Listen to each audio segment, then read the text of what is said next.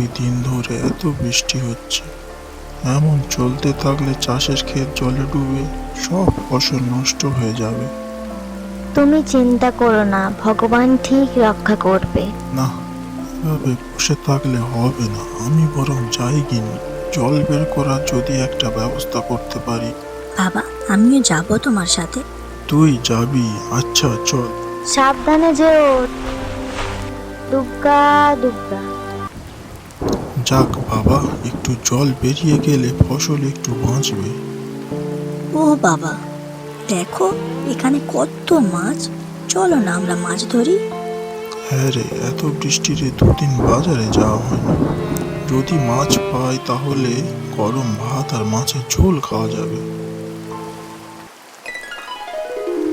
এই পেয়েছি একটা বড় মাছ, কিন্তু এটা ছোনায় গামছাটা ধর, ওতে রাখতে হবে।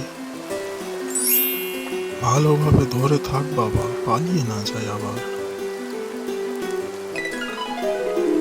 এই আর একটা পেলাম। এবার চল সোনাই, অনেক বেলা হয়েছে। তোর মা আবার চিন্তা করবে।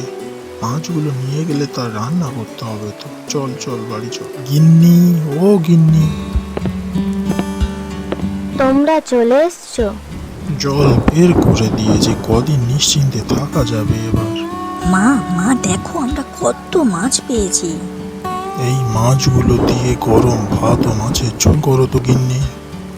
আচ্ছা বেশ।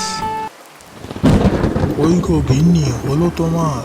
এই হয়ে এসছে প্রায়। আহ, কি সুন্দর গন্ধ আসছে, তাই না বাবা? ও মা, আমাকে আর একটা মাছ দাও না। আচ্ছা, এই নে বাবা।